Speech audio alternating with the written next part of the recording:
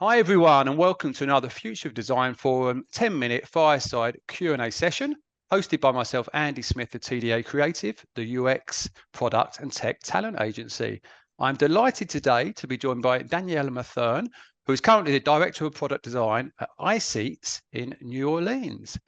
Danielle, thank you so much for joining us. I do appreciate it. Thank you for having me. Thanks for having me. I appreciate it. We're looking I'm looking forward. We're forward to looking it. forward to it. Yeah, cool. So look, I think let's start by giving the audience a little lowdown of just your journey today, how you've come to be in this great role of kind of heading up product design at iSeatz.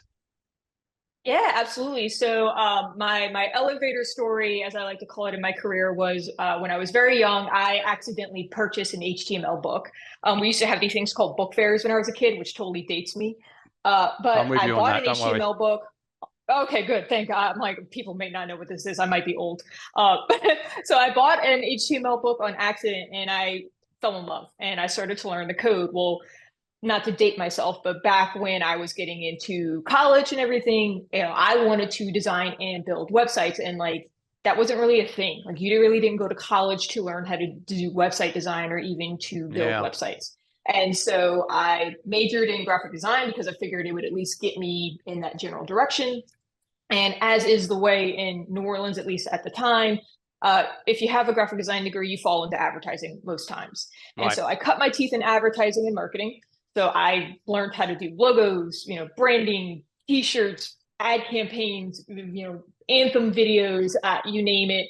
I can now do a full like tip to tail marketing campaign for you if you really want me to. But also I, got to cut my teeth in doing website design and even development.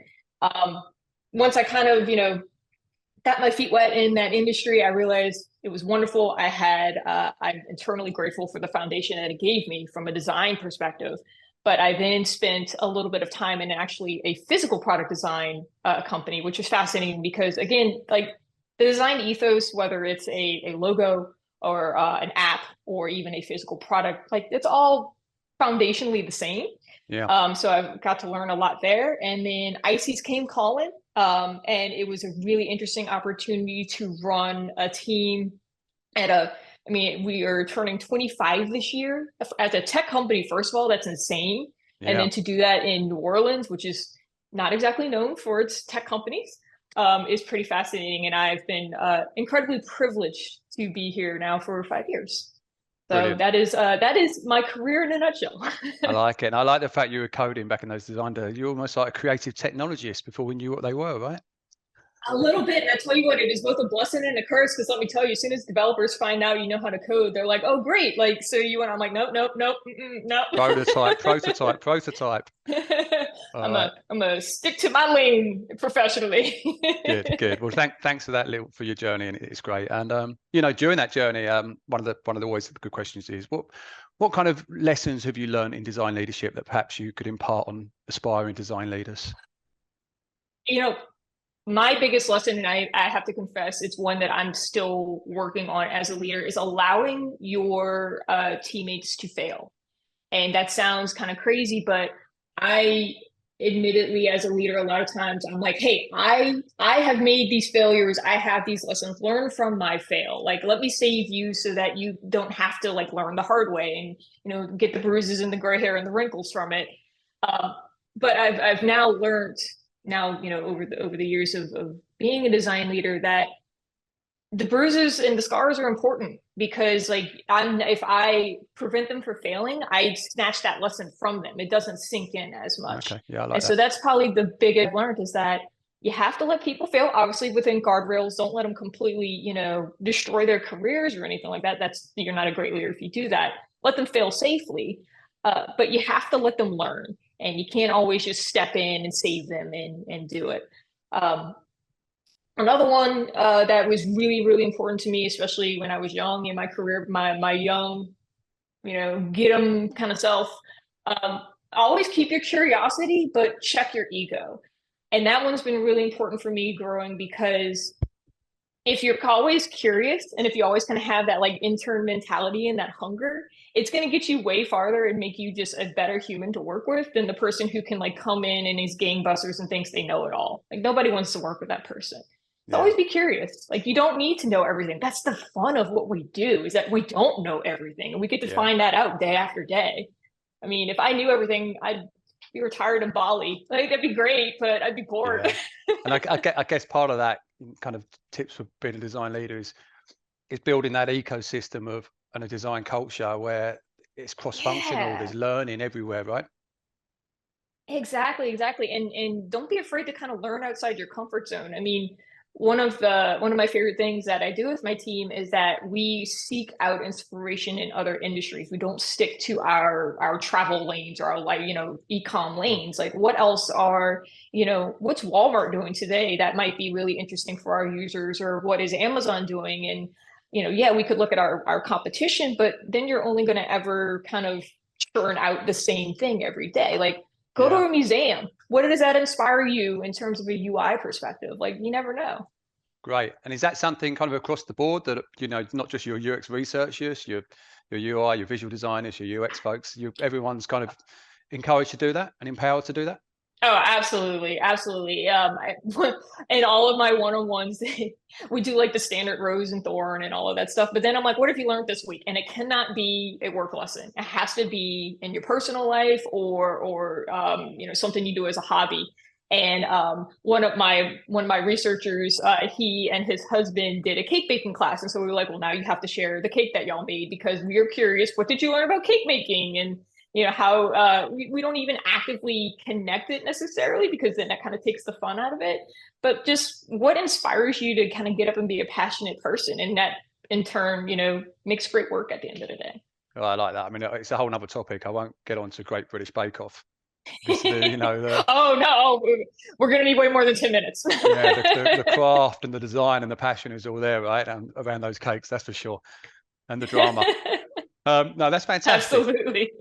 And talking to, that there's some great lessons around things around the world we can learn from. But how about something more in the future now? The hot topic, AI. Where do you feel AI can help advance design? What are your initial thoughts on that, without having that crystal ball that this is a huge debate in my team, but like a good debate. So I will be honest and say that iSeatz has embraced AI, and it's been fabulous. And I can't give away all the secret sauce, obviously, but it is part of our process in our day-to-day lives. And part of what we've been really interested in utilizing AI is trying to make things more efficient, but not sacrificing quality.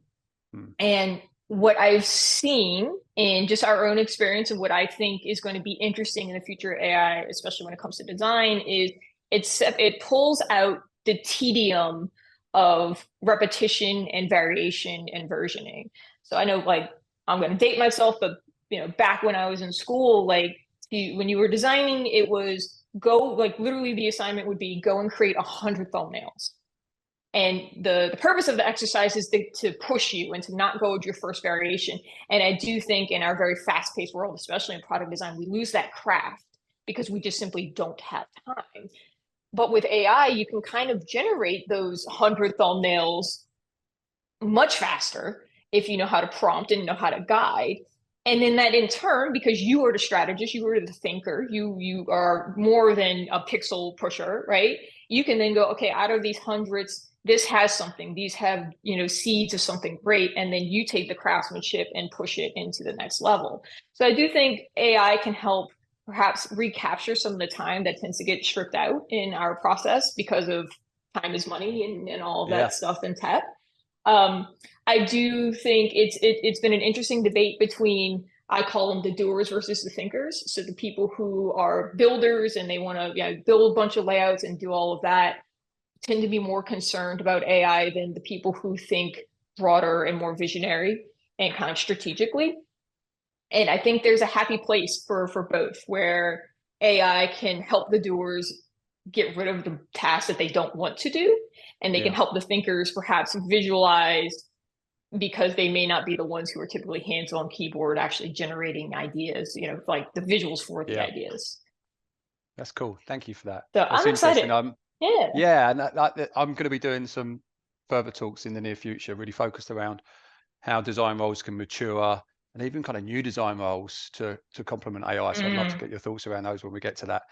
But Yeah, absolutely. another topic which you brought to me and you wanted to talk about, and I love this one, is what responsibility does design have in making sure products are ethical and accessible? Yes. So one of our key tenets in my team is that we make smart products beautifully for all. So it's not enough for a product to be usable. It's not enough for it to be beautiful. It has to actually be usable for everybody. And I think as product designers or user, experience designers, whatever you want to call yourself, are tasked with not only thinking beyond like how can we sell a product, right? How can we speak to a user so that at the end of the day we all get our bonuses, right? But it's how can we make it easier? How can we make it enjoyable? And what impacts can this have? So, and this has been a practice at iSeatz for a while now. It's so much cheaper to have an accessible product if you start at the very initial design phase. So it really falls on product design or UX design, whatever you want to call yourself again, to at the very initial stages to consider you're not just thinking about a keyboard user or a mouse user, like somebody may actually be actively listening to your experience. And Yeah, you don't want it to be a robot. You want it to be like your best friend talking you through your app or your website, right? That's going to be way more enjoyable than like click here, scroll here, whatever. So I think us as users or us as designers, we've now seen the broader impacts if you don't think beyond your initial launch, right. Okay. right? Yep. So like think about like the person who invented infinite scroll. I doubt they were thinking, oh man, people are going to doom scroll with this, right? I certainly don't think people who invented social media and the feeds were thinking like, wow, people are going to like get into bickering horrible fights with these terrible products, right? Because they weren't. Sure. Like No. initially these were good ideas that unfortunately have just evolved over time. And Yeah. even AI to kind of, bring back to your earlier question. I think if we put in just a little more forethought, we might be able to maybe not avoid, but at least anticipate, hey, where could this go wrong?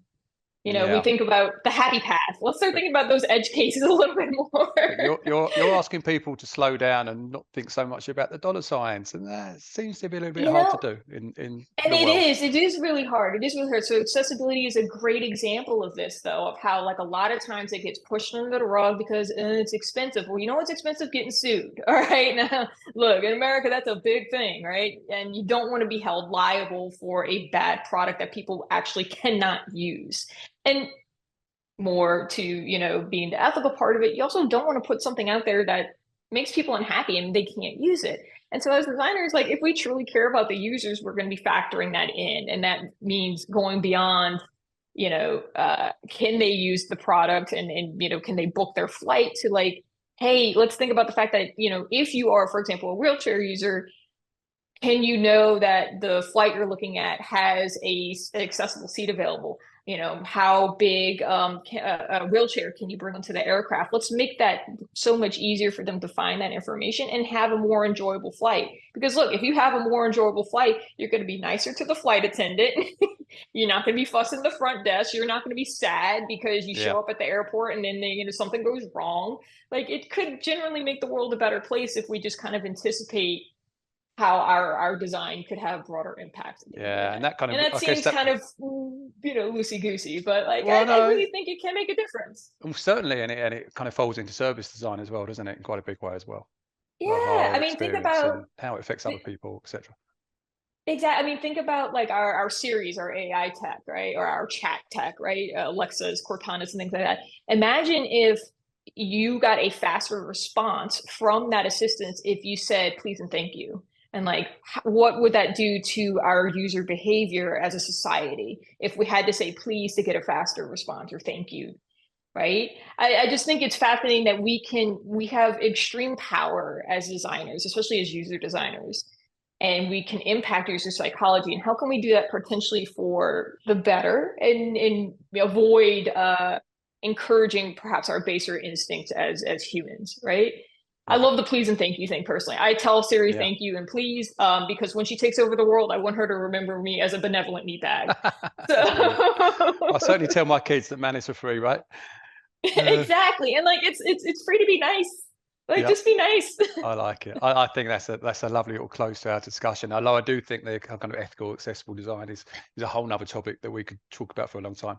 I would be Danielle, happy to chat about that all day. that was great. But let's give the audience and myself maybe a bit of an insight into you. Can you tell us something that few people know about you? So this one actually came out in a work meeting the other day, which was really funny. I am a nerd and I collect dragons.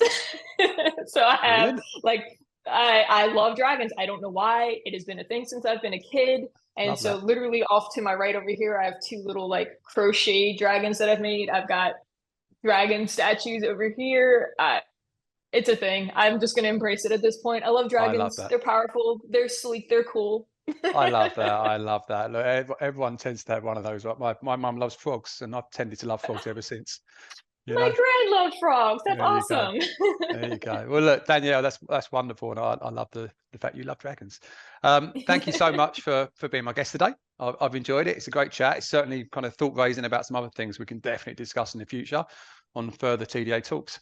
So we look forward to seeing you again soon. Awesome. Thank you so much, and I appreciate you having me today. Thanks, Danielle.